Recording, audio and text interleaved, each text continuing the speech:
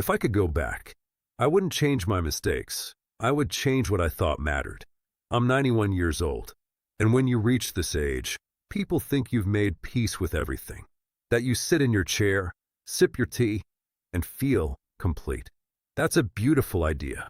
It just isn't true, because some realizations don't come when you're young enough to fix them. Some arrive when all you can do is understand them. And I'll tell you something plain. I spent most of my life doing what I thought was right. Not what I loved, not what I needed, what I thought was expected. I was born in 1934, grew up in a small town in Ohio. Back then, life wasn't about self-discovery. It was about survival, about fitting into the shape the world had already prepared for you. My father worked in a factory. My mother kept the house running like a quiet machine. Everything had its place. Everything had its purpose. And I learned early, you don't ask too many questions. You don't want too much. You do what needs to be done. That was the rule. I followed it well. Too well. I married at 20. Not because I was deeply in love, but because it was time. That's how we thought about it back then. You meet a good man, steady job, polite, you build a life. And we did. He worked. I kept the home. Later, I worked too. A diner first, then a laundry facility at a hospital. Long hours, standing all day, hands always busy. And I told myself, this is life. This is what it's supposed to be. Years passed like that. Not bad years, understand me. We weren't miserable. We had food on the table, a roof that didn't leak, a child we raised the best we knew how. From the outside, it looked like a good life. But here's the truth that took me 91 years to say out loud. I never stopped to ask if it was my life. I lived by routine. Wake up, work, cook, clean, repeat. Week after week, year after year. And somewhere in all that, I disappeared. Not suddenly, not in a way anyone would notice. Just quietly. There were things I used to love as a girl. Writing little stories in notebooks. Sitting by the window, imagining places I'd never been. Thinking maybe one day I'd see more than just the same streets, the same seasons. But those things, they didn't fit into the life I was building. So I set them aside. At first, I told myself it was temporary. I'll come back to it later. That word later. You have to be careful with it. Because later doesn't always come the way you expect. Sometimes it doesn't come at all. And I didn't realize that until there was no more time left to go back. Later. I used that word like it was guaranteed. I'll rest later. I'll travel later. I'll do something just for me later. And life, it agreed with me for a long time. Because when you're young, later feels endless. You wake up with energy. Your body listens to you. Your days feel long enough to hold everything you haven't done yet. So you postpone. Not because you're lazy, because you believe you have time. I worked through my 30s like that. 40s too. By then, my daughter was growing up. Needed rides, meals, attention. And I gave it to her. Gladly. I was a good mother. I won't take that away from myself. But even then, there were moments. Small ones. Standing at the sink, hands in warm water, staring out the window just a second too long. Thinking, there has to be more than this. And then, just as quickly, I turned back. Because there were dishes to finish, laundry to fold, dinner to prepare. And those quiet thoughts, they don't shout. They whisper. Easy to ignore. Years passed. My husband aged faster than I did. Work wore him down. His back, his knees, his patience too, sometimes. We didn't talk much about feelings. That wasn't how our generation worked. You stayed. You provided. You endured. And I did. I endured a lot of things I never named. Loneliness inside a marriage. Exhaustion that sleep didn't fix. A feeling that I was living a life that was already decided for me, and I had simply agreed to it. But I kept going. Because that's what you do. You keep going. 1 year became 10. 10 became 20. And here's the part that's hard to admit. It didn't feel like wasting time. It felt like being responsible. That's the trap. No one tells you that you can lose your life while doing everything right. My daughter left home in her 20s. House got quieter. I thought maybe now I'll do something different. But by then, I didn't know how. You spend decades putting yourself last. Eventually, you forget where you belong at all. So I filled the space the only way I knew how. More routine, more television, more small tasks to keep the day moving. Because stopping meant thinking, and thinking meant facing something I wasn't ready to see yet. There was a woman I used to know. Her name was Carol. She once told me, sitting across from me at a church supper, I don't want to wake up one day and realize I never really lived my own life. I remember smiling politely, nodding, thinking she was being dramatic. Now, I understand exactly what she meant. Because that realization, it doesn't come loudly. It comes quietly. One ordinary day, when you finally have enough silence to hear it. It was a Sunday afternoon. Nothing special, no storm, no bad news, just quiet. The kind of quiet you think you want until it stays too long. I was sitting in my living room. Same chair, same place I'd been sitting for years. The television was on, but I couldn't tell you what was playing. It was just noise filling space. And for some reason, I turned it off. Just like that. No plan, no reason, just silence. And in that silence, something finally had room to speak. I looked around that room, really looked. The furniture hadn't changed in years. Same curtains, same pictures on the wall. My daughter's graduation photo, my husband in his work clothes, smiling in a way he didn't do often. A whole life, right there. And I realized every single thing in that room was chosen to support someone else's life, not mine. That thought, it didn't come fast. It settled slowly like dust, and then it landed. I sat there and asked myself something I had never asked before. Not once in 91 years. What did you want? Not what was expected. Not what was needed. Not what made you useful. What did you want? And I couldn't answer. That scared me more than anything. Because it meant something simple and painful.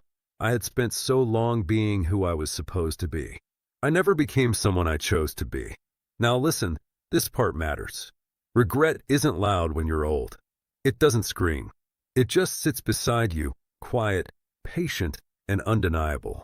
I thought about all those years I said later, all the small things I pushed aside. Writing, traveling, even something as simple as taking a day, just for myself, without earning it first. I had treated joy like a reward, something you get after everything else is done. But everything else, it never gets done. There's always more. More work, more responsibility, more reasons to wait. And if you keep waiting, you wake up one day, and the waiting is all that's left. I remembered something I once heard from a woman who worked in hospice. She said the people who struggled most at the end weren't always the ones who suffered the most physically, but the ones who kept saying, "Not now, later," until there was no later left.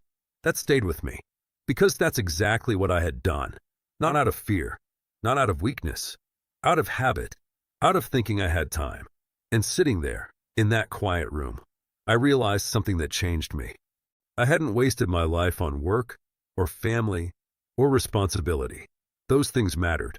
What I had wasted my life on was postponing myself.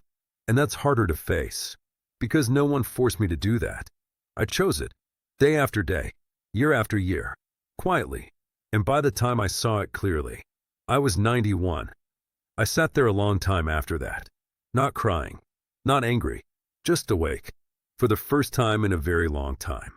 That realization, it didn't break me. It did something stranger. It made the rest of my life feel very small and very important at the same time. I went to bed that night, but I didn't sleep much. Not because I was upset, because I was thinking. And thinking, at my age, isn't about planning the future the way it used to be. It's about asking, what is still possible? That question, it's different when you're 91. You're not thinking in decades. You're thinking in mornings, in small chances, in what can still be done, not what could have been. The next day, I woke up early, same as always, but something in me refused to move the same way. I stood there in my kitchen, hands on the counter, and I felt it, that old habit. Make coffee, sit down, let the day pass. That's how it had been. Comfortable, predictable, quietly disappearing. And for the first time, I didn't follow it. Instead, I opened a drawer I hadn't touched in years. Old papers, pens that barely worked, a notebook yellowed at the edges. I held it in my hands for a moment, and I remembered that girl I used to be, the one who wrote little stories by the window, the one who thought life might be bigger than what she could see. I hadn't thought about her in decades. Not really, because she didn't fit into the life I had built. But there she was, still somewhere inside me, waiting. I sat down slowly and opened that notebook. My hand shook a little. H does that. But I started writing anyway. Not anything important. Not something meant to be read. Just words. Memories. Thoughts. Things I never said out loud. And I'll tell you something honest. It felt unfamiliar. Like using a part of myself that had been asleep too long. But it also felt right. That morning turned into an hour. That hour turned into 2. And for the first time in years, I lost track of time. Not because I was waiting for it to pass, but because I was inside something that belonged to me. Now listen carefully, because this is the part most people misunderstand. I didn't suddenly become a different person. I didn't fix my life. You don't undo 90 years. That's not how it works. But I did something smaller and more important. I stopped postponing myself. Right there. Right then. No big announcement. No dramatic change. Just a quiet decision. If there is time left, it belongs to me too. That afternoon, I went outside again. Walked a little farther than the day before. Not to prove anything. Just to feel present. I noticed things I hadn't paid attention to in years. The way the air felt. The sound of someone laughing down the street. A dog barking at nothing in particular. Life still happening. And for once, I wasn't watching it pass. I was inside it. There's something I need you to understand. Regret doesn't have to be the end of your story. It can be the beginning of your awareness. And awareness, even late, is still something. That evening, I sat in my chair again. Same room, same walls, same life. But it didn't feel like something I had missed anymore. It felt like something I had finally stepped into. And I thought to myself, you don't need a new life. You just need to stop abandoning the one you have left. That night, I didn't feel finished. And that surprised me. At 91, you expect a certain kind of closing feeling, like things are winding down, like the story is already written and you're just reading the last pages slowly. But instead, I felt something open. Not big, not overwhelming, just enough. The next morning, I did something I had never done before. Not once. I left the house with no purpose. Now that might sound small to you, but my whole life, I went somewhere for a reason. Work, groceries, church, appointments, someone else's need. There was always a reason. That day, there wasn't. I just stepped outside and walked. Slow, steady, my body reminding me of every year I've lived. But I kept going, because for the first time, I wasn't going somewhere. I was allowing myself to be somewhere. I passed streets I had driven through for decades, never really seeing them. A small park, a bench I had never sat on, trees I had never noticed. I stopped, sat down, and I watched people. A man walking his dog, a young girl riding a bicycle, a little unsteady but determined. 2 women laughing about something that didn't matter, and yet it did. Life happening in ordinary ways. And I realized I had spent years thinking life was something I had already lived, something behind me. But it wasn't. It was still here, just smaller, quieter, waiting for me to notice it. I sat there a long time. No rush, no task pulling me back. And for the first time, I didn't feel like I was late. That's something regret does to you. It makes you feel like you missed your moment, like everything important already passed you by. But sitting on that bench, I understood something different. You're not late. You're just finally paying attention. Now listen, this is the part one want you to carry with you. Because I didn't waste my life in the way people think. I loved. I worked. I raised a child. I showed up. Those things matter. What I wasted was the belief that my life could wait. That I had to earn my own presence. That I could always come back to myself later. That's the thing I lost time to. Not work. Not family. Not responsibility. Postponing myself. And here's the truth. You don't need 91 years to understand that. But it often takes that long. I went home that afternoon. Same house, same chair, same quiet. But it didn't feel like something I had outlived anymore. It felt like something I was still inside of, still part of. I picked up that notebook again, wrote a few more lines. Nothing perfect, nothing important, just mine. And before I went to bed, I stood in the doorway of my bedroom and I said something out loud. Not to anyone, just to the room. I'm still here. And for the first time in a long while, that felt like enough.